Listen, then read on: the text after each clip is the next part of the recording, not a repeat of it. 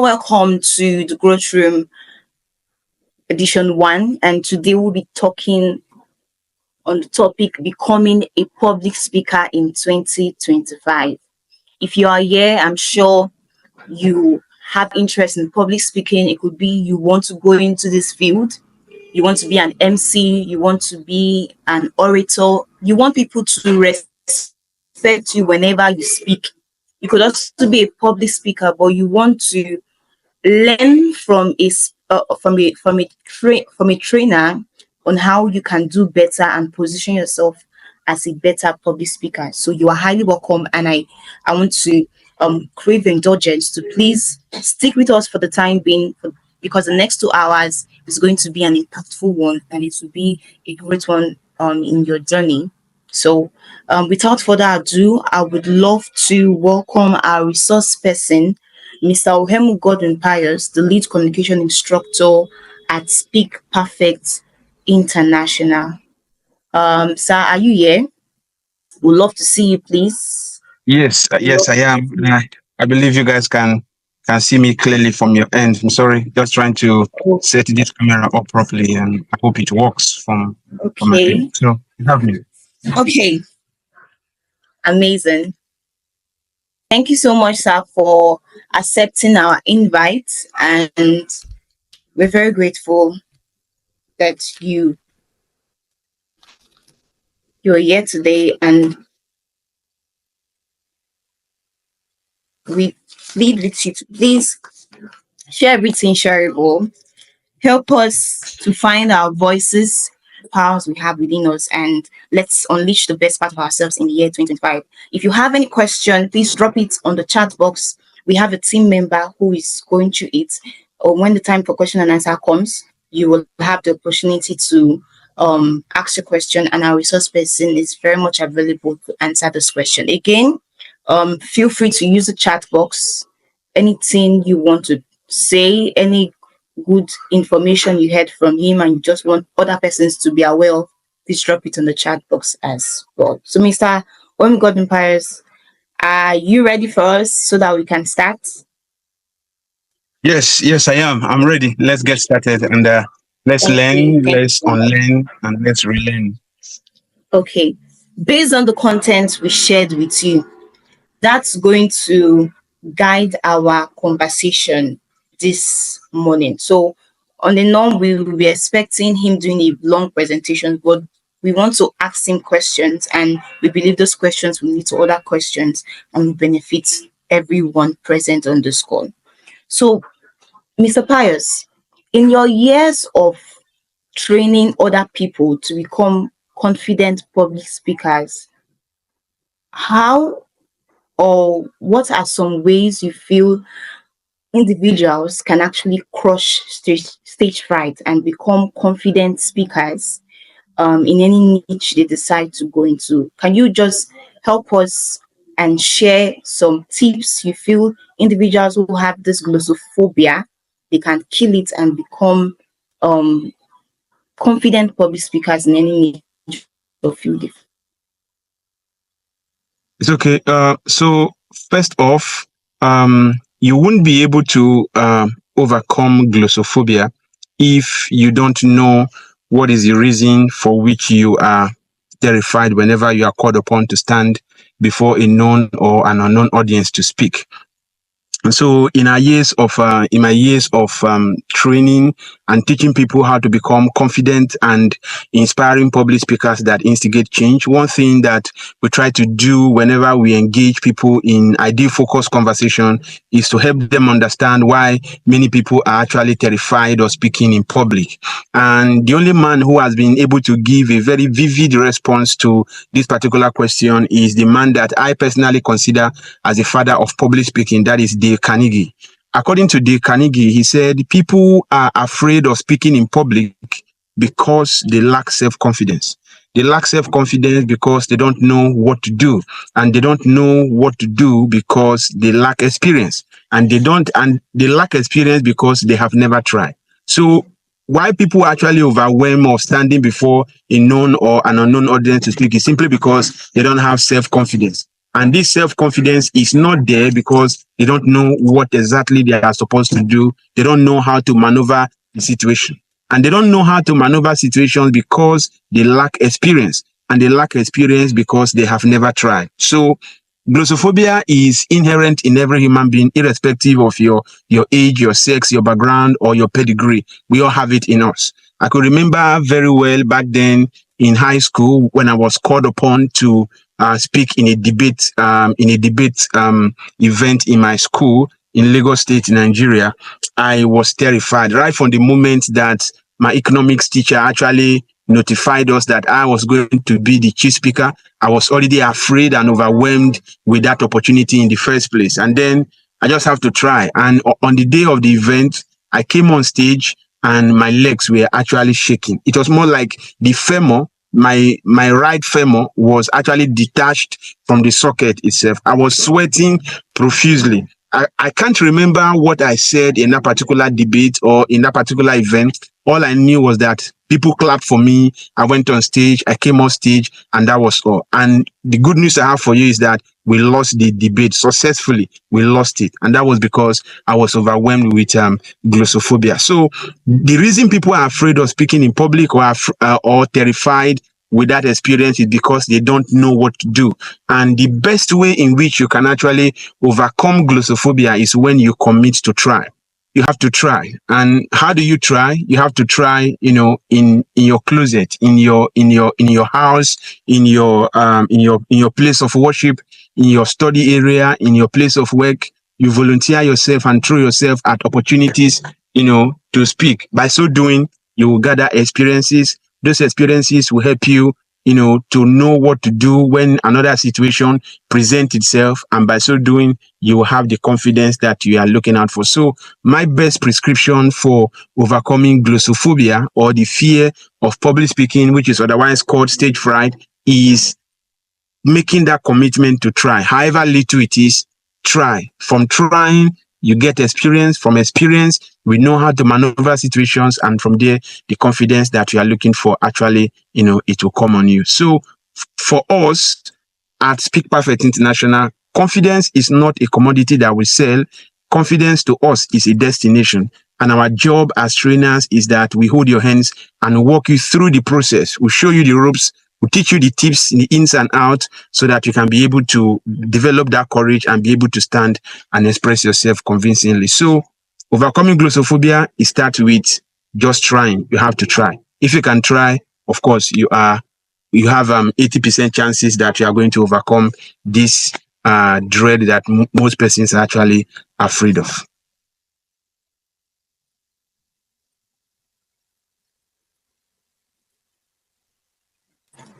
I kept going on and off due to network.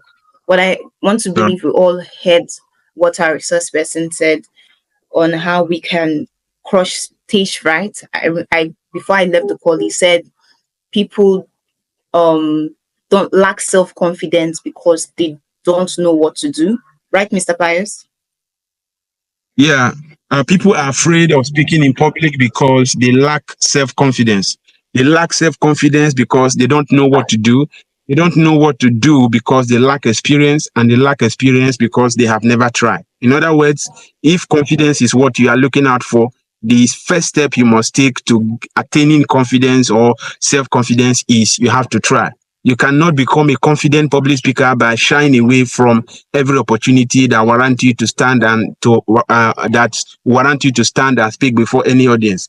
The best way for you to learn how to swim is to plunge inside the water itself. The best way for you to learn how to ride the bicycle is for you to mount the bicycle and put your legs on the pedal and propel forward. It's not enough for you to attend webinars, buy books, and read on public speaking. You have to start speaking itself. And you don't need an O2 arena. You don't need 5 million capacity of individuals before you speak publicly. You need just a very small number to start with, and from there you can grow. So start, try. You will fail, but as you keep trying, you gather experiences, and that will help you to attain the confidence that you are looking for. Okay, sir. Thank you so much for that. Um, people talk. But then we see two individuals, one person speaks and people are willing to draw close and they want to listen to this individual. Another person talks and people are like, I just talk. Let's move on with our life and do other things. So what is the difference here, and how can we position ourselves to be respected whenever we speak? And I would love to add this question to it. How can we retain um people's attention while we speak? All right. Thank you so much for that question. I think to help my memory, the question are more like five in one. So that I can respond very, very well to each of them, you might help me, break it down. Let's take it bit by bit so that everybody can actually benefit from the response that we are going to give. So the first one you're asking is, some people when they start speaking, people sit up, they lean forward, and they listen to them. And the other person, when they start speaking, you just feel bored and you feel, you feel disconnected, or you are pressing your phone, or you are doing something else. That stuff that you saw, lies in the understanding of what public speaking actually is by speaker A and speaker B. Speaker A might be somebody who understands public speaking as an in-depth expression of your heart on a given subject with the intent to inform, to persuade, to call to action, to educate, or to entertain, that it can be done out of conviction and it has to be delivered with enthusiasm and life.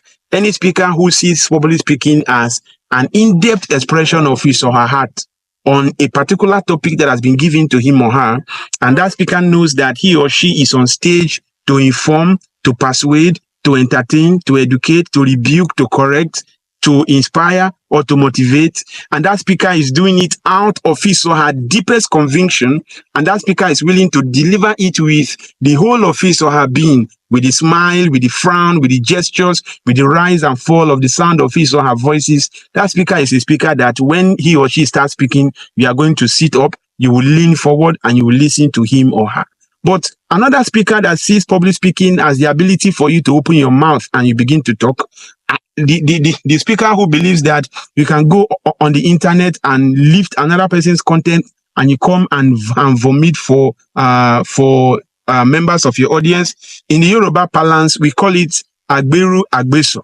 Probably you just go online, you go on Google, or you go on ChatGPT, you just copy some content there and you stand before an audience to express yourself. You are not in that conversation. You are far from the conversation. The conversation is not part and parcel of you. And by so doing, people are not going to get connected with you. If I may ask you, my host today, if there is any speaker that has, spoken so well, so eloquent that you got connected with, that speaker is somebody that spoke from the depth of his or her heart. Such speakers are even people who extemporize. They are speakers that they don't need any paper for them to express themselves. Their lesson is already in them, and they are just giving it out. I had a friend back then at the University of Port Harcourt. He was trying to explain to me, to describe a colleague of his to me, and was trying to tell me how good that colleague of his was in biochemistry. And then he said, Pius, you see that guy going there?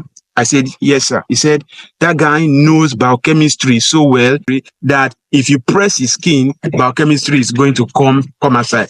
And what does it mean? It means that biochemistry is part and parcel of this particular guy. So my question for you today is, what are you going to speak on, and how sure do you know that particular content of yours? Even as we are speaking, let's say, for example, as we are speaking, somebody just come there and decide to run an analysis of your sweat, okay? And then we take a swab stick and rub your face with that swab stick and take the swab stick to the lab and run a microbiological analysis on that swab stick. If you really know your contents very, very well, the outcome of that particular microbiological analysis, you have the topic of your lesson broadly written on it. That is to show that you know your lesson very, very well. So to your question, how do you speak to captivate your audience? You really need to know your lesson. What are you talking about? How much of it do you know? Public speaking is not brain work.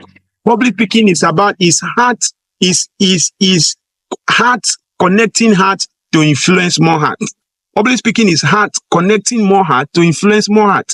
If I have a conviction in my mind, my job is to make you, my listener, to think the same thinking that I have, or the same sentiment that I share, or the same perspective that I have about an issue. And then if you share the same sentiment with me, I also want to make sure that I also help other individuals as well who are listening to me to influence their thinking or their belief or their perspective about the issue. That is what public speaking is all about. It is an in-depth expression of your heart on a given subject with the intent to inform, to persuade, to convince, to rebuke, to correct, to educate, or to entertain. You do it out of your conviction and you deliver it with enthusiasm and life. If these things are in place, you will speak, and any audience, whether they be 10, 100, 1 million, or 50 million, they will sit up and they will listen to you, and they will be connected with you from beginning up until the end.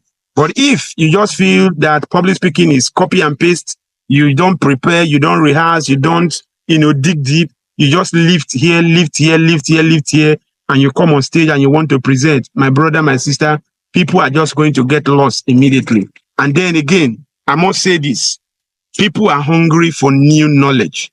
People want new knowledge, new information. So if your presentation is void of new knowledge, if it is void of new information, nobody is going to gravitate towards you, because we are sick and tired of this repeated and recycling of knowledge and all of that. If what you are saying as a public speaker on stage does not tamper with the cerebral cortex of members of your audience, forget it. They will get disconnected. In a few minutes' time, you will see them playing with their phones or going on Facebook or going on WhatsApp while you are making a presentation. But if your presentation is rich with new knowledge, newly minted information, everybody will sit up and they will listen and they will be amazed and blessed with what you have to say. So these are the couple of ways I feel you can speak to grab your audience attention. You understand what public speaking is and then deliver it with the whole of your being. Thank you so much, sir. Is everyone supposed to be or meant to be a public speaker? Everybody is supposed to be a public speaker. And I, for one, I believe that you are not fully a human being yet up until you can stand and speak convincingly before any number of audience. Inherent in every one of us is an idea, a potential, a skill, a know-how. And over the past 9 years of my life that I've been teaching public speaking and also speaking publicly, I've come to discover that one skill that has the natural capacity to turn your life around as an individual is the ability for you to stand up before any known or an unknown audience to express yourself confidently without the embarrassing show of glossophobia. That you can open your mouth and share your thoughts, you can share your perspective, you can share your sentiment with your fellow human being, and you can make them to think what you are thinking and to do what they wouldn't have done if not for the fact that you are on stage. That particular ability, is so significant in your growth and in your development. So I feel everybody, irrespective of your age, your sex, your profession, your qualification at the moment, you are called to be a public speaker. But I guarantee that most of us, we are going to die, without fully maximizing the gift that God has given to us. We will just die, as somebody who is tongue-tied, or as somebody who is not able to stand and to speak anywhere, anytime, any day. So my straight response to your question is everybody is created, everybody is born by God or created by God to be a public speaker, but it is a choice. You either allow glossophobia to tie you down, or you resolve within your mind that you are going to, overcome this situation and bring to life your perspective or your view and your understanding on giving subjects. Thank you, sir. So we've heard it. If you've not been using your voice to touch lives or to promote yourself, if you've not been speaking, it's high time you begin using your voice for good, for your own Good. Thank you so much. So I would really want to know, how can we make our speech memorable? Because some people speak and then 5 minutes after, you can ask the audience, what did you hear? What were the contents of the message? And people are like, I can't remember, but I know he said something. So, what are some ways or tips you can share with us that can help us make our speech, whenever we make them, come memorable or retained in the minds of the audience? Thank you, sir. All right. I think I'm hearing some kind of cracky microphone from your end. So if you can check your microphone connection, that will be fine. Now to your question, how can you make your speech memorable? How do you speak in a manner that 4 weeks, 4 weeks or a month after your presentation, your members of your audience can still remember what you have actually what you have done. Okay, that is a very nice question. So that will take me to a video that we made a couple of weeks back, and we call it the ENM principle. Okay, the ENM principle.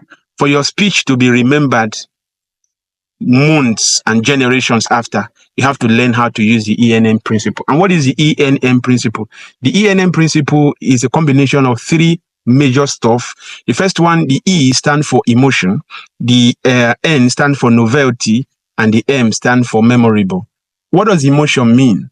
When you speak as an individual and you speak with a motive in your mind, you should be able to speak to appeal to the nobler motive of members of your audience.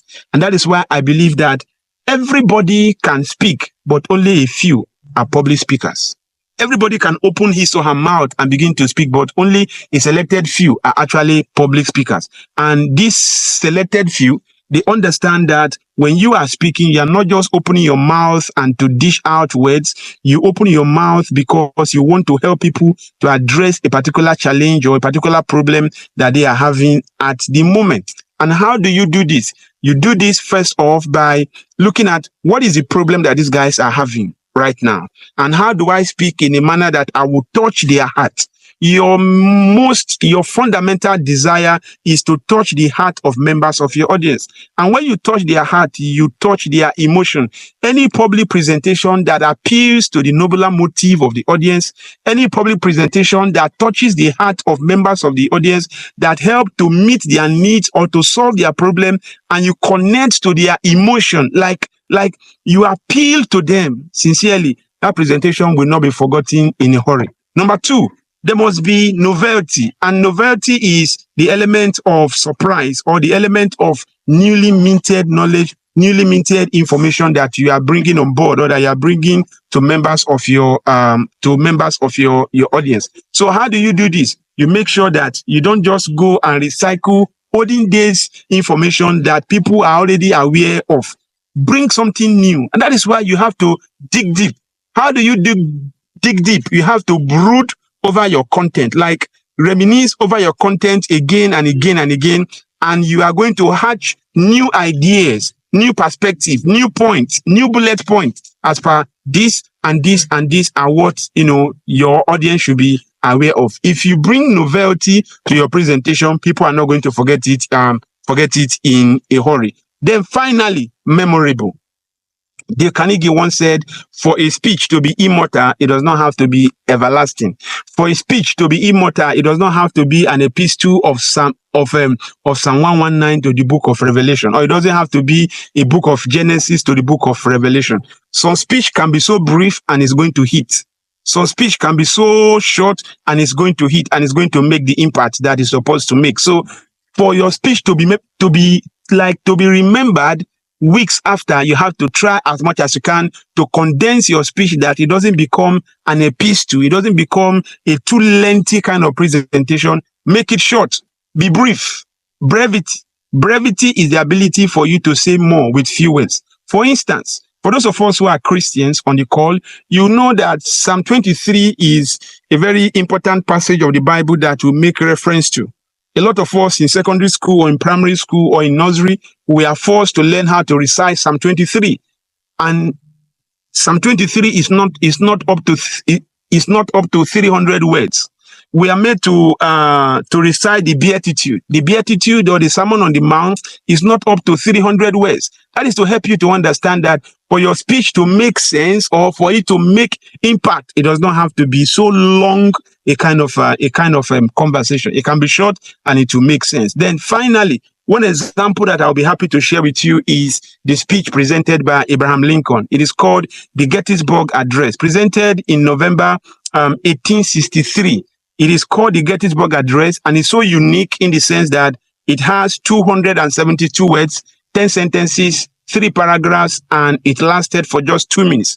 Based on history, we are told that as soon as Abraham Lincoln mounted the stage to make that presentation, the members of press in the audience, we are trying to set up the olden days camera to take a shot of Abraham Lincoln while he was giving the presentation. And before they could set up the olden days camera to take a photo shoot of Abraham Lincoln had already concluded his presentation. And I tell you that many years after Abraham Lincoln's Gettysburg Address, that particular 272 words is casted on gold plates and placed at the Lincoln Memorial Square in the United States for world leaders to visit here once in a while to look at the wonderful and intelligent words that Abraham Lincoln actually presented on that day.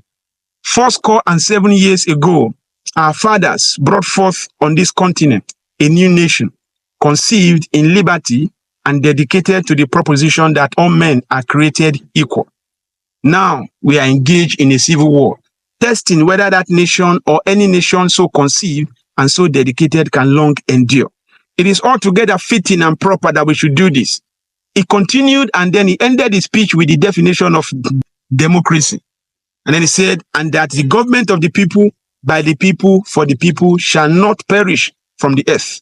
Those words were wonderful. They were wonderful because before Abraham Lincoln actually was called upon to make that speech, the president of Harvard University, Senator Edward Everett, was also invited, to speak at that event. Senator Edward Everett was the president of Harvard University. He was a senator of the United States, and he had some other wonderful positions. And this man committed 2 offenses. Number 1, he came late to the event, and number 2, he spoke for 2 hours. And that at the end of his speech, he wrote Abraham Lincoln a note after Lincoln actually made his 2-minute speech. He said, President Lincoln, I cannot flatter myself by saying that I came so close to the central ideals of that particular event in 2 hours as much as you did in 2 minutes. So, my dear, for your speech to be memorable, use the ENM principle. Let there be emotion in it, let there be novelty in it, and finally, let there be memorable contents. It should not be too long, not an epistle or something brief that men and women can listen to and they can, understand. Thank you so much. Thank you.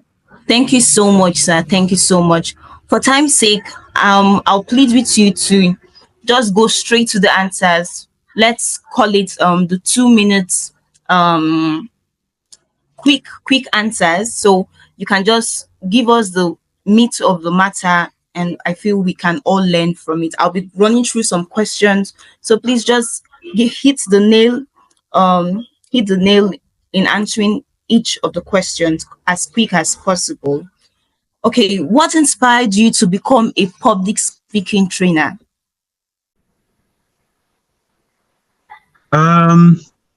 Well, I think that is a very big question, and just for me to apologize, I'm sorry if I took a lot of time trying to give responses to those questions. No, it's fine. It's fine, sir. Okay, all right. Okay, so what inspired me to come into the field of public speaking and also to becoming a public a communication instructor? I grew up and I discovered that I was born a stammerer. And as a stammerer, you know what it means to be a stammerer or a stutterer. I had a lot of impediment. And back then, whenever I have a quarrel with anybody, my little friends, my age mates, please don't ask me what caused the matter. because I won't be able to give a response. Like I won't be able to muster my words together and to give a vivid explanation as per what actually caused the matter.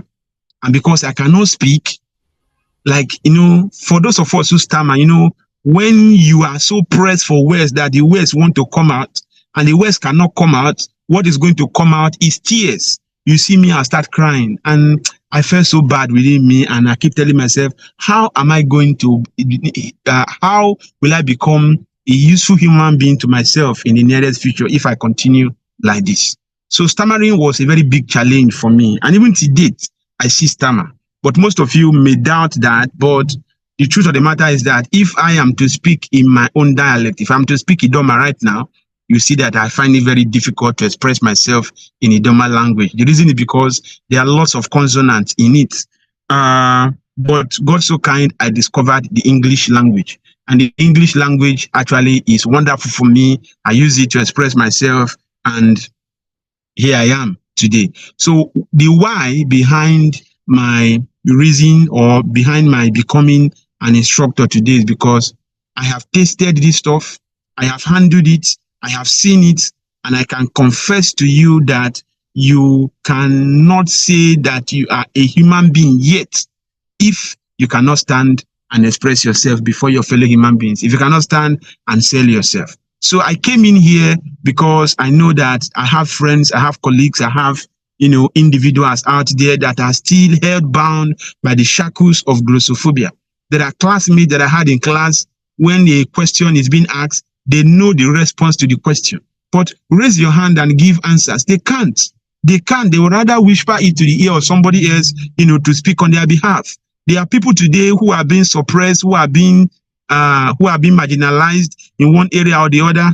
They have the capacity to speak, but something keep pulling them down that they should not speak. There are people who are impregnated with wonderful ideas, potentials, and know-how today that can cause a significant turnaround in our world, but take the stage and spread your idea and share your idea. They can't. So when I saw this, I felt like, man, I need to do something. I need to help my fellow human being. And that is how, we started Speak Perfect International, helping individuals, exposing the basics of effective communication to them, holding their hands and walking them through the process so that they can successfully arrive the destination of having self-confidence. So I do this. I am in this particular profession because I want to help my fellow human beings. I want every one of us to be free. Amazing. And finally, I imagine a world where everybody can speak, irrespective of your age. Thank you so much. So if you are here in this call, you're not a stammerer, and you've not started using your voice, you've not started speaking, there's something wrong somewhere. Thank you so much, sir. Sir, please just hit the nail and let's work with time. Before 12, we should be done with this webinar. What are the most common fears people have about public speaking? Number one is the fear of rejection. Is the fear that the audience are not going to be fine with them, or the audience is going to laugh with them or laugh at them, or the fact that maybe they are not as eloquent as the other speakers, so on and so forth. And also there's always this particular tension of wanting to impress people. And that is why at Speak Perfect International, we teach our students not how to impress, but how to express themselves. Public speaking is not an impression, it is an expression. And that is why in my definition of public speaking, I told you that public speaking is an in-depth expression of your heart. People are always afraid, people are overwhelmed because they want to go and impress somebody. As I'm speaking today, if you ask me for number 1 to 1 million, impression is not my motive. I don't have any mind to impress you. I don't need to impress you. I'm just here to express my deepest conviction on public speaking, why I believe it is a skill that everybody should have, that if you want to become a full-grown man and a full-grown woman, if you want to actualize and maximize your God-given potential, you need the ability to be able to stand before your fellow human being, to put your minds together, to think on your feet, and to express yourself without fear. So people are afraid, or one of the most trending fear is that the fear of rejection. The audience are not going to like me. I'm not as eloquent as the other one. I'm not so polished and so tush. I don't care. I don't care.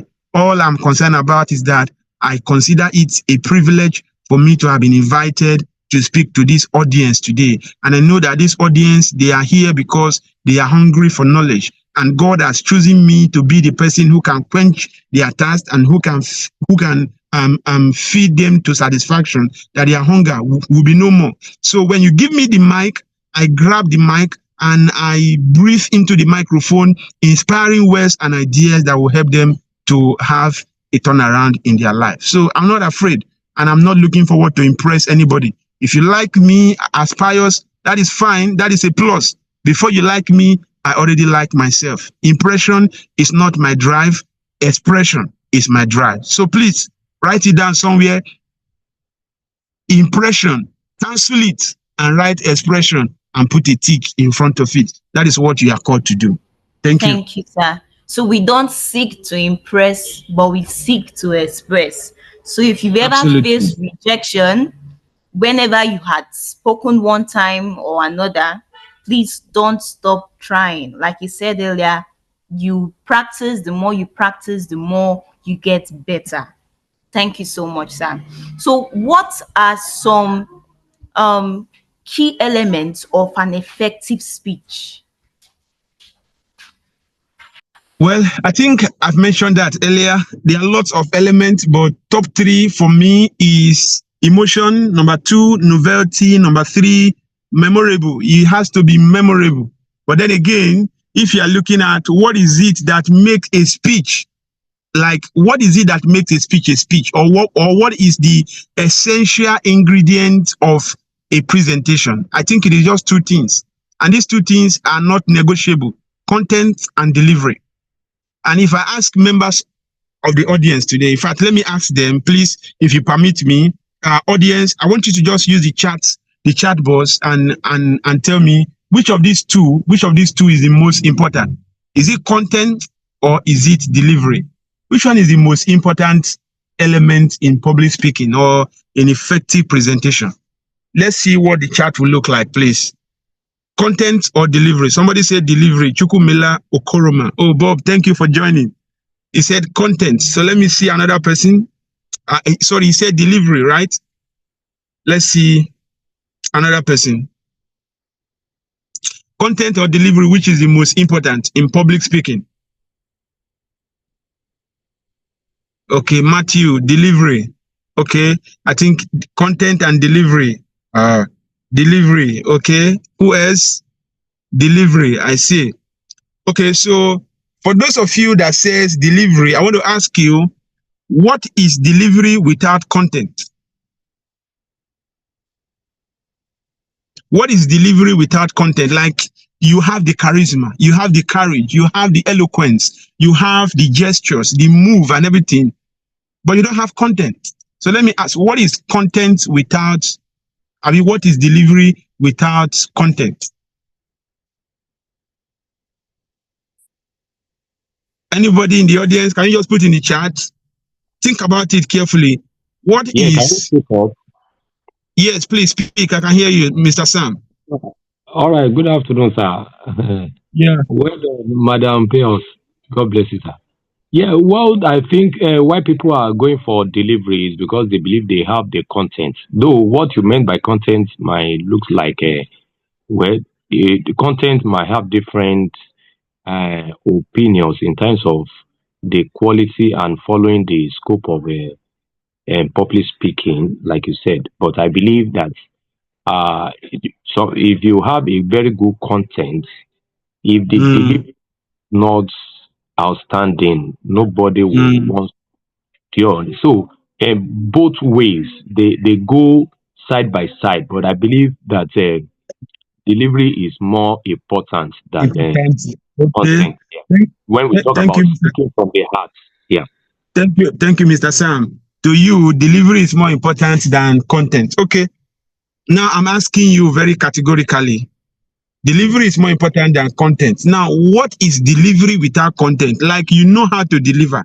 You have the gestures, you have the charisma, you have the intonation, you have the capacity, like you have effective stage management, but you don't have content. What is delivery without content? For the sake of time, I think it is a beautiful nonsense if you have delivery and you don't have content. And if you turn the question around and I ask you, what is content without delivery? You have a very wonderful content. You have a very nice message to deliver to members of your audience, but you don't know. You don't know how to use your facial expression. You don't know how to use your gestures, your smile and your frown and your intonation to deliver it. You don't know effective stage management. You don't know how to speak with your audience. You are just speaking to your audience. That is also a beautiful nonsense. So based on this, I have concluded that content and delivery are the two inseparable entities in public speaking. You cannot separate one from the other. None is more important than the other because content without delivery is a beautiful nonsense. Delivery without content is a beautiful nonsense. For you to make a very sound and intelligent presentation, you need to have a combo, a combination of content and a combination of delivery. The both of them, they must be in sync. They must go hand in hand. You have a message that you want to give to your audience, and you want to give the message to your audience with the whole of your being. As I told you back then, when Dr. Charles told me, he said, Pius, see that guy, see that guy going there. I said, sir, yes. He said, that guy knows biochemistry so well that if you press his skin, biochemistry is going to come out. I read a post on Facebook some times ago that said, I want to be so full of Jesus that when the mosquito bites me, it will fly away shouting, there is power in the blood. That is how much you should know your content, and that is how you should also deliver it with the whole of your being. Abraham Lincoln said, when I listen to a man speak, I don't want to hear cut and dried presentation. I want to see a man speak as though he's fighting bees. And that is why enthusiasm and life is very, very important. Very nice content, very well prepared dish that is served anyhow, like sacrifice is not going to be appealing or enticing to the eye of a man. So, Madam Favor, to your question, very, very importantly, I confess before you today that content and delivery, if you have these two things together, your presentation will actually stand out before members of your audience. None is more important than the other. The both of them are equally important. Inseparable entities. That's what they are. Content and delivery. Thank you so much, sir. So what will you say is the number one biggest mistake people make when speaking in public? The number one biggest mistake, oh my goodness. The number one biggest mistake people make when speaking in public. Number one biggest mistake people make when speaking in public. There are lots of mistakes that you can make. There are lots of mistakes that you can make. But one that is very, very important to me, that means a lot to me, is when you don't make eye contact. When you don't make eye contact as a speaker on stage, there is a disconnection. I so much, see, it is so easy for you to identify glossophobic speakers or speakers who are overwhelmed with glossophobia on stage by just looking at their eyes. I have seen speakers who, when they mount the podium to speak, their eyes are buried in their material. They are looking at the window. They are looking at the wall clock, or they are looking somewhere else. In fact, I've also had some instructors teach their students that if you are glossophobic or if you are afraid of the faces of your audience, look at their forehead. Don't look at them eyeball to eyeball. Or some even go as far as saying, find a spot in the audience and keep looking at that spot. That is not a good advice at all. And I want you to please delete it from your mind, because eye contact is as important as anything that you can ever imagine. So when you mount the stage and you start speaking, I want you to open your mouth and breathe into the microphone, inspiring ideas that will help your audience to have a turnaround in their lives. And then how do you convince me that you know what you are talking about when you cannot look at me eyeball to eyeball? Even as I'm speaking to you today, I keep looking at my lens because I have imaginary audience in front of me, audience that I cannot see physically, but they are there.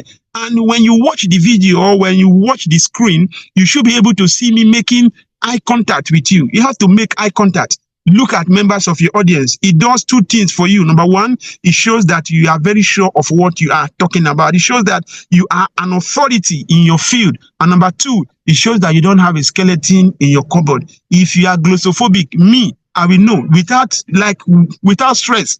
I will know based on your eye contact. And if you want to see a speaker who is so bold and who is confident, look at the way they make eye contact. When you are speaking to your boss in the office and you want to express conviction, look at your boss eyeball to eyeball. If you are able to win the eye of your boss, I'm telling you, you will get that which you are looking for. So, thank you, sir. On the list of mistakes is not making effective eye contact.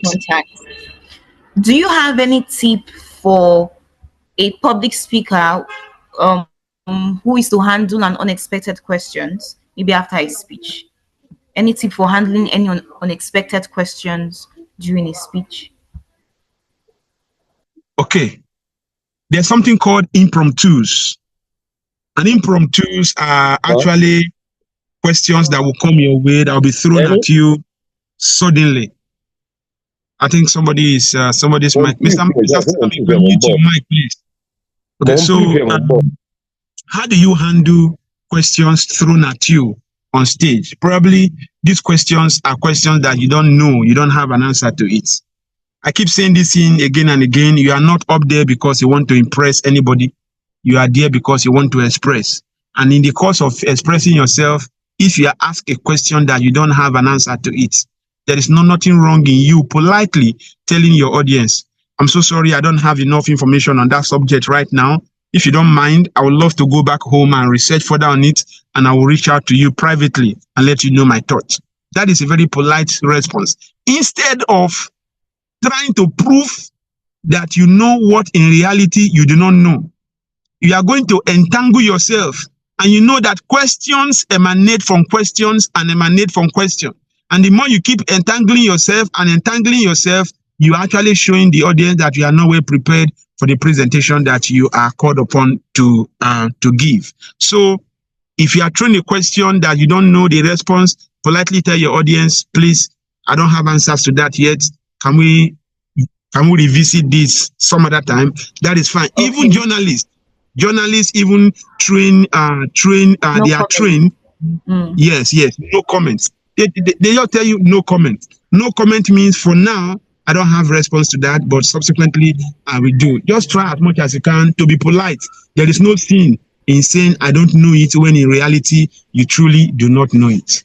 Okay, sir. Thank you so much. Another question I have here is, how can someone sound confident even when he or she is feeling nervous? When you are feeling nervous, first off, feeling nervous is not a sin. Feeling nervous is in everybody. And when you are feeling nervous, you have to know that this is the right time. This is a time for you to actually deliver something wonderful to members of your audience, to make your world a better place. So if you are feeling nervous, know that, my dear audience, today I feel so tense within me, but however, I'll try and deliver my presentation. And feeling nervous is not that thing they'll tell you to go and do. Fake it until you become it. My dear brother, fake is fake, no matter what name you want to give it. And in order for you not to just go up there and you feel nervous and you allow the nervousness to embarrass you, is the reason you have to start practicing now that the opportunity has not come. Practice, and continuous practice. At SPI, we do not believe that practice makes perfect. We believe that practice makes improvement. And the more you practice, the better you will become at what you are called upon to do. So if you're on stage and you're feeling nervous, put yourself together. Tell yourself that if you don't take control of this nervousness is going to embarrass you, it's going to get hold of you by the tail, swing you around and throw you out through the window.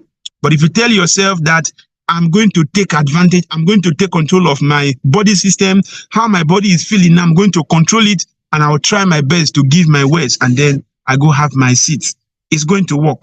But please, it's not what is going to work in 1 day or 2. And that is why, again, please, practice. Use your family motion to help yourself. All of these things, they add up, and they will make you to become a better speaker in no distant time. Yeah, and to add, you also made mention that we shouldn't seek to impress, because it's in Yeah, impressing we start looking at, I didn't dress well, I don't have my rights, I don't have my grammars in check. But when you want to express, you talk like you're talking to your friends and your family members. Thank you so much, that's sir. correct. Please That's feel correct. free to, And just okay. to add to that, madam, just to add to that, it is high time we look at public speaking from the standpoint of having a conversation. Public speaking is nothing more than having a conversation. Like you're having a heart-to-heart conversation with your people. And if it is a conversation, then why are you actually overwhelmed? Why are you, perturbed? Because glossophobia, if it handles you, my dear brother, you will never remain the same again in your life, sincerely, because there are several symptoms. For example, the toughest one is going blank. You will not go blank when you're having a conversation with your friend or your colleagues, but you will go blank when you want to make a presentation and you have gone to cram, you have gone to do agberu and you want to do agbeso. It's not going to work.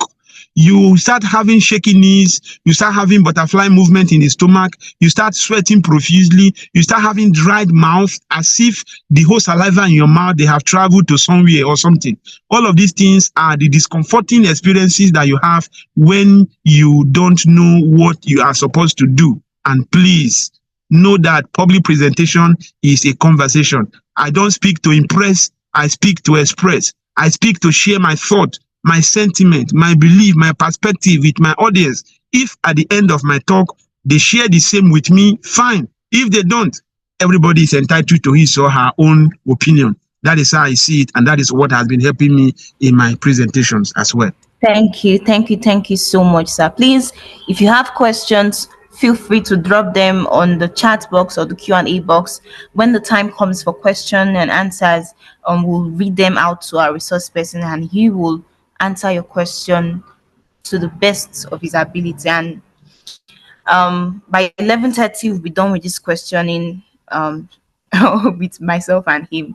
So the next question I have here is, what practical exercise can you recommend to us that can help us improve our speaking skill?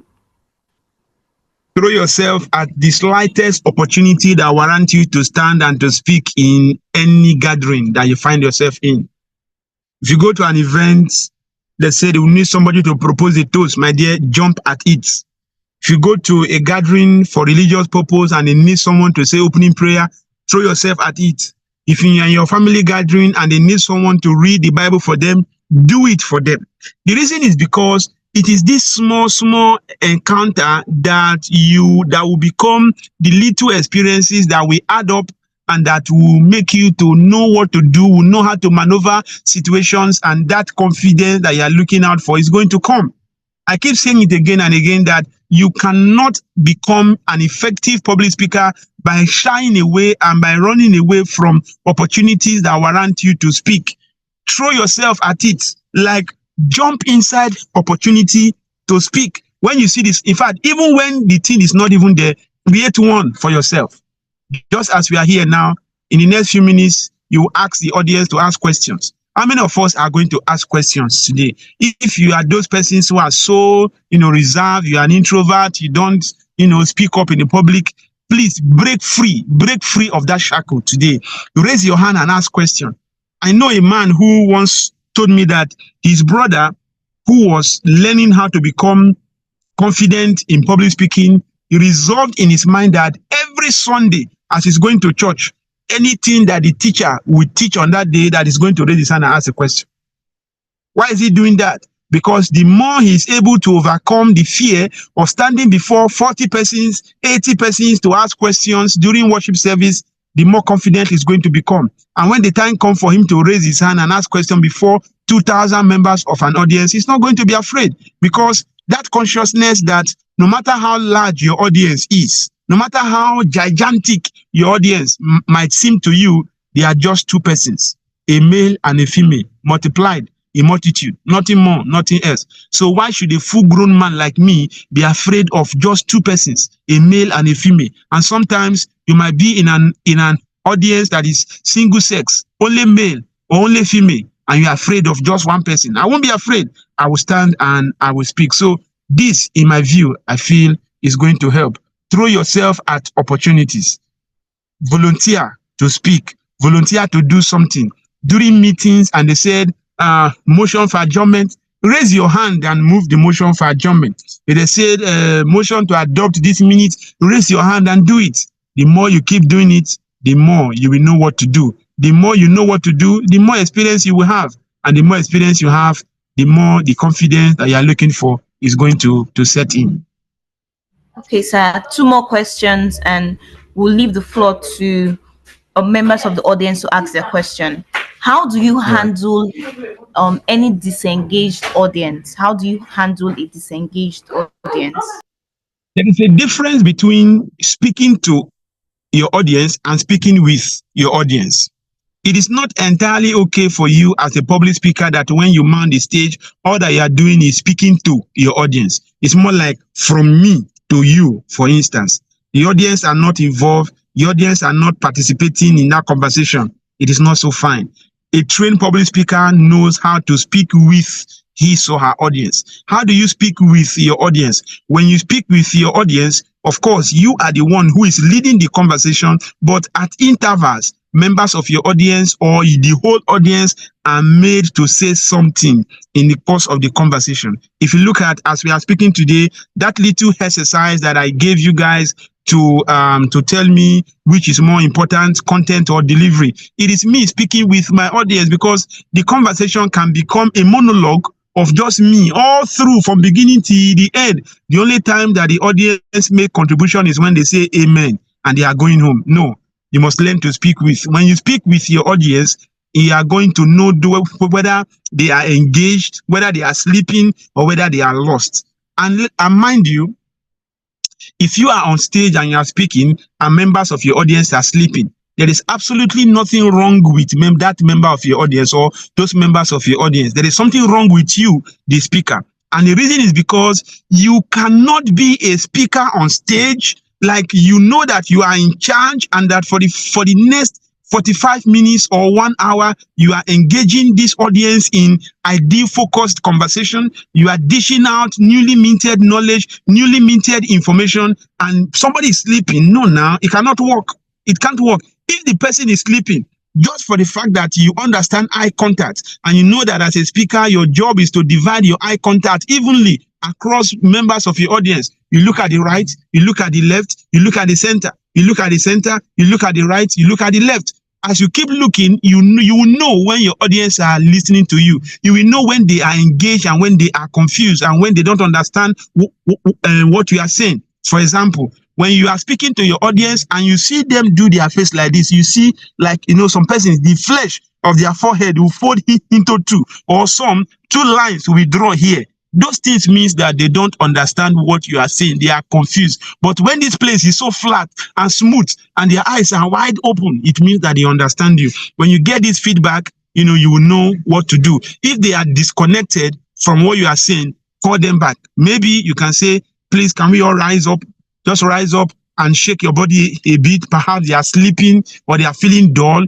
They can rise up and sit them down back, and then you continue your talk. But fundamentally, don't only speak to your audience. As much as you can, make sure that you speak with members of your audience. Let them get involved in the conversation. In that way, it becomes a dialogue and not a monologue kind of conversation. Okay, sir. Thank you so much. The last question we have for you is actually a 2-in-1 question. For anyone who hasn't been speaking, when should he or she start? And for those who have been speaking, how do they position themselves as important or effective public speakers? When should you start speaking publicly? It's today, like right now. Right now. And public speaking, you don't need to wait until you get an invitation to go speak in the UK or in the US or in Canada or something. My dear friend, start from your immediate environment. Start from your immediate environment. It is very, very possible. You can start doing something there and it's going to go a long way, in helping you. So you don't wait till tomorrow. Start today. Use your family members, use your friends, use your colleagues. If you have an IT presentation you are going to make next tomorrow, start rehearsing. Call people in your community to call 3 or 4 persons together and stand before them and present to them as though they are your lecturers. Allow them to hear you and let them ask you questions and answer their questions. If you do it like 1, 2, 3, or 4 times, on the day of the IT defense, you are going to appear before your lecturers with confidence because you have used some human beings as experimental guinea pigs to prepare yourself for the grand finale, and it's going to work very, very well. And then finally, how do you position yourself as a public speaker? Increase visibility. Use social media. The social media is your friend. Facebook, WhatsApp, LinkedIn, Instagram. Put your phone in front of you. You don't need a heaven and earth environment. Don't go waste money on buying this and buying that and buying that. If you don't have, get a plain wall and stay there and do your recording and share it. Do Facebook Live, do LinkedIn Live, do Instagram Live, do Twitter Live. All of those things is to help. The internet does not forget. In fact, somebody once said the internet or your website is the biggest slave you can ever have. If you have employees in your company, your employee will work from 8 o'clock till 4 p.m. and they will go home. For your internet, your website is on 247. It doesn't end. Your social media account is on 247. It doesn't close. Become searchable. Position yourself that we can find you. Find a niche for yourself. An area where you know that you want to become an authority. You want to become a category king. Polish yourself and become a leader in that area, and people will pay you for you to share your ideas with them. Please, can we give a round of applause to our resource person? He has done more than enough. Thank you so much, sir. We can't repay you for the time. We can't repay you for the knowledge. We can't repay you for the impact you've given to us today. It's our prayer that the good Lord will bless you and bless all that concerns you. Thank you so much, Mr. Pius. Thank you. We're giving the next 5 minutes to everyone to feel free in dropping their questions, so that when the time for question and answer comes, he will give answers to those questions. But for the next 5 minutes, please, you've taught us so much. You've told us a lot about public speaking, and it's obvious that you are the right person for the job in helping us harness our voice and become public speakers in the year 2025 and beyond. Can you please tell us about SPI? Tell us how we can register maybe in the next masterclass, because a lot of us, we are really interested in this training, and we want to start standing up on stage, global stages for that matter. So please tell us about SPI and tell us when the next training will commence, so that we can be part of that training. And while he's doing that, please feel free to drop your questions on the chat box. Thank you, sir. All right. Thank you so very much. First off, let me say that this is not an advertisement that I'm doing. And I acknowledge the fact that 5 minutes with Abigail took a lot of time to put this event together. So let it not appear as though Speak Perfect International is stealing the show to sell their own program and all of that. But still, we are very grateful for the opportunity for us to talk a little bit about SPI and what we do. So Speak Perfect International is a public speaking training and consulting firm where we teach people how to become confident and inspiring public speakers that instigate change. At SPI, we offer the meat and potatoes of oratory, oral communication in context, human persuasion in action. We hold your hands and walk you through the process, expose you to the basics of what it takes and what you need, the tips and tricks for you to be able to stand before any audience, like I mean it, any audience, even the president of your country, to express yourself without the embarrassing show of glossophobia. We came into existence since the 15th of March 2016, and ever since then, we have been conducting one-on-one coaching session, group training sessions for individuals, who are doing very, very well, in their own area. So that is who we are. Please, you give me, just hold on a little bit. My system is about shutting down, so that I can get back up on another platform and then be able to answer the questions as well. Thank you so much. So I will explain more about SPI as soon as I'm back with another system. Thanks. No problem, sir. We'll be waiting. We'll be waiting. Sorry about that. It seems network is really acting up in our end. But we're very, very grateful for your time. Thank you so much for being part of this call. And please, we'll be doing this every quarter. The next quarter will be from between April and July. So we'll be having another skill upgrading session between April and July. So please keep watch the space and you'll be informed on when the next skill upgrade will commence. Thank you so much, and I want to believe from you've learned something from this webinar. Please, I'm very close to him. He's going to continue from where he stopped since he can't get his device on. Please continue. All right, guys. Sorry, I have to switch to this particular device now to answer the questions, right? So, Speak Perfect International is a public speaking training and consulting firm where we teach people how to become confident and inspiring public speakers that instigate change. At SPI, we offer the meat and potatoes of oratory, oral communication in context, human persuasion in action. And as I said earlier on, we've been in existence since 2016, and we've been working with entrepreneurs, educators, individuals, and corporate executives and civil servants who really want to improve their communication skills. What we do majorly is that we engage you in training sessions, we teach you, and we expose you to practical sessions that will help you to come alive, to make your presentations come alive. And at the end of it, we monitor what has taken place, the growth that you have enjoyed, and we graduate you from the course. So our next training session will be starting first, I think next week, Friday. We should make the announcement should be out for the next batch. So if you're interested, I think 5 minutes with Abigail will do their best to get the information across to you via email. You can enroll. The program is not that expensive. I think it is something that you can afford in your own capacity. Thank you so very much. Okay. Thank you so much, sir. So we'll be going straight to the questions that have been asked. All right. Q&A box. All right. So we have a question here, sir. Hello, sir. Hello, sir. I'm having my IT report next week where members of my audience cannot really respond to me. How do I handle such? How do I make my defense that good? I haven't done it before. How can I improve? Please confirm you can hear me from your end, please. Yes, we can hear you, sir. Yes, we can hear you, sir.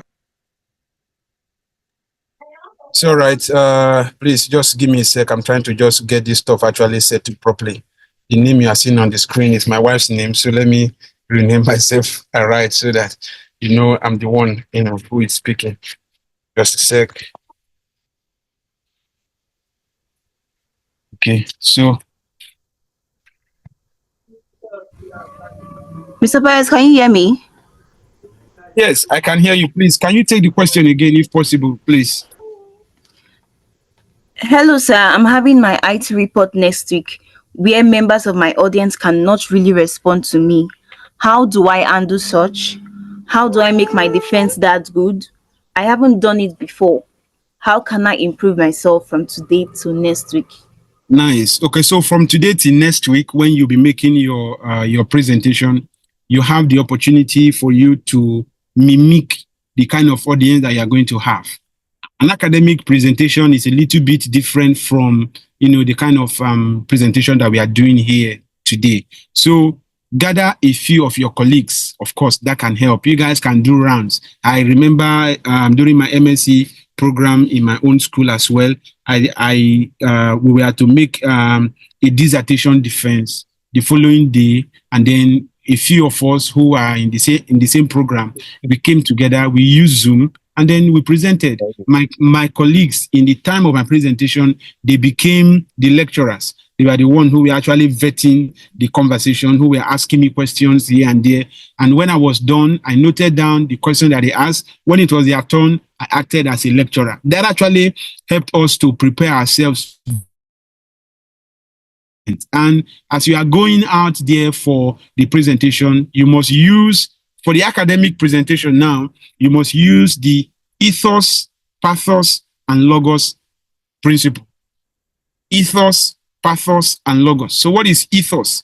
Ethos is what exactly, who are you? So you start with, hi, my name is Chukwuemeka, so and so and so and so. I'm here to make my presentation, my IT presentation that I did for 6 months at this particular vicinity. Within this period of my IT program, this and this and this and this and this were what I did. But for the sake of time, I'll be focusing on one key aspect of the presentation. And I know that in schools, they tell you to niche down, pick a single one and hammer on it very well. So pick one that you know very, very well, and then you hammer on it. And then in the area of pathos, what exactly did you do? Okay, you talk about what you did. And then logos, what is the logic that you use? What is the method that you use to do what you did? Good and fine. If you can do it in that way, you will not have any stress. But fundamentally, please create a mini panel for yourself who are going to actually join you and benefit from what you have, you are going to present subsequently. If you need, to present this idea of yours to me in particular, I'll be very, very happy to schedule a meeting with you. We can meet online and then you can present. I can ask you a question. I can share with you my thought, where I feel you have strength, where I feel you have weakness, and where I feel you need to improve so that your presentation will come out well. Thank you. Thank you. Thank you so much, sir. Mr. Matthew, you heard that. If you would love to do a demo presentation with him before you do your defense, please reach out to me. I can connect you both together. Please take advantage of that opportunity. Another question I have here is, if someone goes as far as touching the audience, is that also showing confidence? Absolutely. Yes. Not every speaker has the capacity to leave that thing that they call pulpit. Like they leave the pulpit, walk to the right or walk in between the audience and come back. Not every speaker can do that. The speakers who can do that are those speakers that are very, very well prepared. These are people that can speak without the paper, without the material on the pulpit with them. But there are some speakers who are not well prepared. The moment they leave the podium or the pulpit and they walk to the right, it is the grace of God that will bring them back to that particular pulpit, because as they are leaving the pulpit, they are going off context. They are going off their presentation entirely. But if you want to know a speaker who is well prepared, the speaker just uses the pulpit as a support system. I come here, I stand at the center. After speaking, I move to the right, I move to the left. It shows that I am very, very confident. In fact, blessed are you if you can even walk down to the audience and touch somebody at the back and say, brother, sister, my dear friend, do you understand what I'm saying? Good and fine. That can happen in another phase of public speaking. But I do not think it is ideal for you to go and touch your lecturer at the back or your panel of examiners and say, sir, prof, do you understand what I'm saying? That is not so fine. The academic setting does not permit such. So you stand in one place and then you explain from the PowerPoint slide that you have up there. That is how it is. Thank you, sir. Another question here is, can I tell my audience that I am not prepared for a speech? I was maybe assigned about a topic before I started speaking. That is a slap on your face, and also a slap on the face of your audience, because you have actually shown your audience that your audience are not worthy of your preparation, that you don't respect them enough and you don't value them enough to the point that you should spend some time to commit to preparing to make a presentation. That is not so fine. So it's not so good for you to appear on stage and you tell your audience that I'm not prepared for this presentation. If you are not prepared for the presentation, courtesy demands that you politely excuse yourself from that presentation. It is better for you not to go up there and make and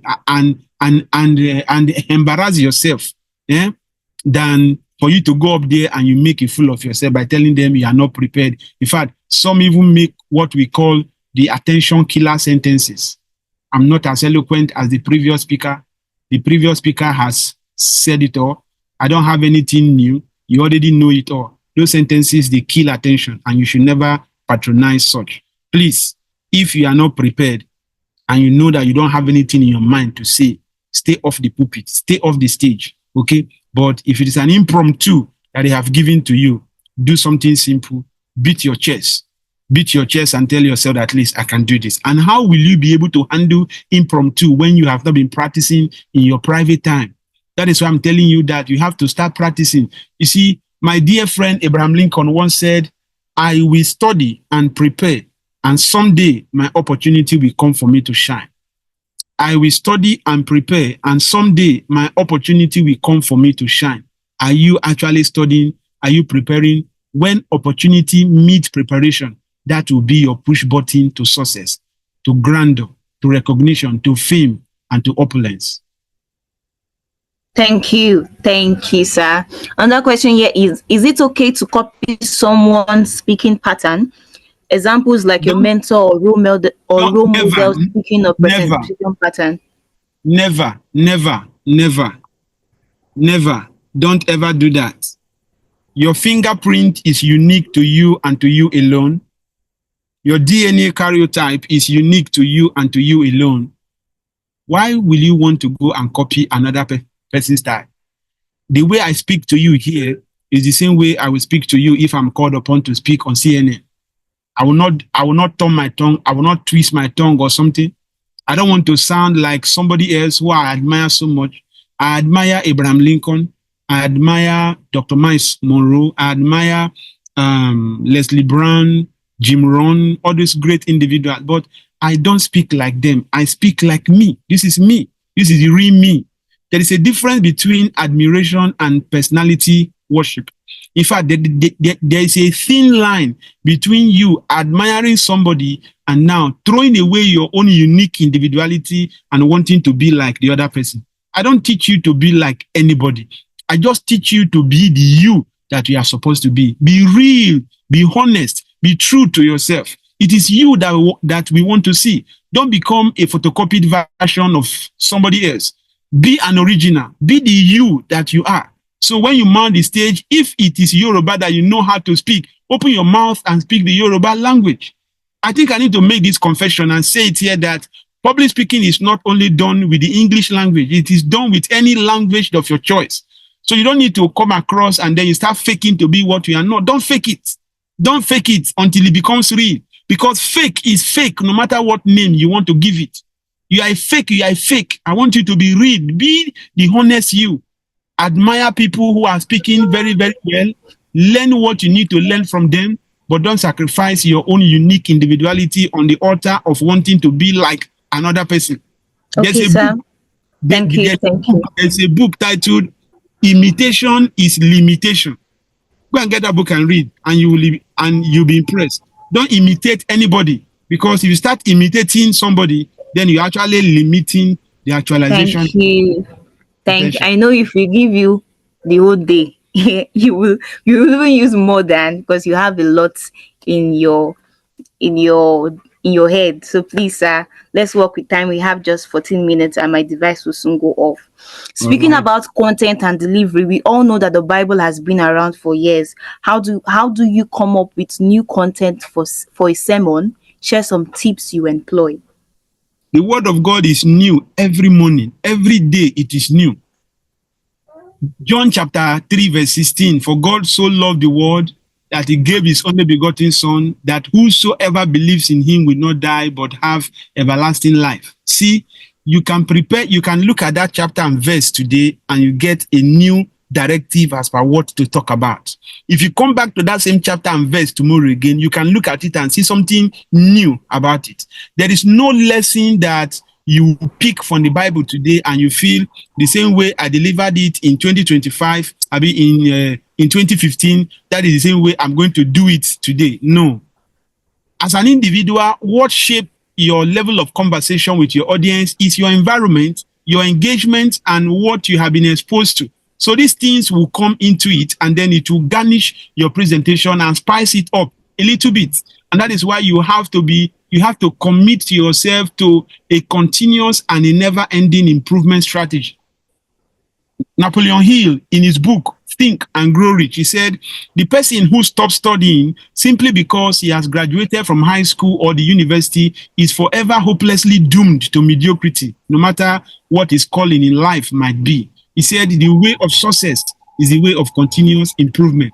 Keep improving yourself. And when you open your mouth, even if you are taking another lesson from John 3:16, that John 3:16 will be presented in a novel way that men and women have never seen in their lifetime. So that the Bible has been in existence from ages is not a yardstick for us to keep, ditching out sleeping pills on the pulpit. The word of God is new, like it is new every morning. When you pick a verse, look at it carefully. Ask yourself, what is this verse saying? What new thing is it saying? And how can I juxtapose this with what is going on in the environment right now? You will see that you will have a fresh perspective on what to speak on that particular context. Thank you, sir. The last question we have here is, how can someone maintain eye contact and take away fear? The way I'm looking at you is the way you maintain eye contact. I'm looking at my lens here. I'm not afraid of you. Like, even if this audience were to be real, I will still look at you. And the way you make eye contact is to look at people in the eyes. You see, there will always be people who want to use their eyes to intimidate you on stage. They are in the audience. They want to intimidate you on stage as an individual. But when you look at them eyeball to eyeball, not like you are trying to scare them like this, right? But you look at them as you are explaining. You look at them to the right, look at them to the left. Before you know, when they see that, it be like, say, this your eye contact is even stronger than my own, they will put their face down. Once they put their face down, my dear brother, you have won them over and you are then in charge. So the only advice as far how do I make eye contact is to make eye contact. Look at members of your audience eyeball to eyeball. It helps. It makes your message to come alive, and it makes your conversation to stand out among your audience. That's my take on it. Okay. We'll just take this last one. But please, sir, my device will soon go off. So if you can answer the question as quick as possible, that would be great. How can a speaker who always depends on the speak when the paper gets lost in the middle of a presentation? I think there's a book written by Dale Carnegie, that I was reading back then, and he said this guy has written a speech, printed it out on a paper, and then he forgot to number the paper, and then he forgot to staple the papers together. So he went for a political campaign somewhere in an open field, and while he was speaking, breeze blew the papers off the lectern, and the papers scattered. And when he picked them together, he was trying to fuse them together. Before then, it was too late, and he made a mess of himself on stage. There are some speech that will warrant you to read from your paper. Staple your speech together. But still, own your speech. Like, let the speech be owned by you. Are you telling me that there is a speech that you wrote from A to Z, and if the paper get lost, or perhaps as you are going for your event, you get drenched by the rain and the stuff gets spoiled, you won't still be able to at least make some 5-10 minutes talk on that particular words of yours? Own your speech. Don't just write and say you are going to read. Personally, I don't like this idea of reading speech for me. If it is what you want to read for me, you can send me the PDF copy of it. I can read it in my home, or send your secretary to us. She will deliver it to us. Come and talk to us. Public speaking is audience conversation, man to man, heart to heart, to influence more hearts. That is how I see it. But if you are a president and you have to read your speech, please number your speech, sellotape the speech together, and make sure that you have it. As for me, I gravitate towards extemporaneous public speakers who speak with little or no paper at all in their hand. Thank you so much, sir. SPI, Thank you, sir. We're very, very grateful. Thank you for expressing. Thank you for giving us your heart. Thank you for not leaving any stone unturned. Please, if you've been in this call, I wouldn't want you to just be a hearer, but please act on every tip you've learned. We want to see more public speaker in the year 2025 and beyond. Like you said, practice, practice, practice. It causes improvement and it doesn't really make you better, but it causes improvement. And then again, we don't seek to impress, but we seek to express. And if you have fear, if you have stage fright, he also made mention that see it as you're talking to just two individuals being multiplied, a man and a woman. If you can confidently speak to your wife, you can confidently speak to your husband, to your child, so whosoever, why can't you speak to anyone when you're being called up on the stage? Thank you so much for being in the Growth Room Edition 1, where we've learned becoming public speakers in the year 2025. And we hope to see you again in the second quarter, where we learn another skill. Thank you so much. This is SPI training us on public speaking. Like he said, the next training will commence next week Friday, so you will get the notification on that. And until we meet again, this is really not 5 minutes with Abigail because we spent more than 5 minutes, but this is Abigail wishing you a very happy and prosperous new year as we go on through this year. Thank you so much and do have a lovely day. Bye for now. Thank you so much for having me too. I really appreciate. Godspeed.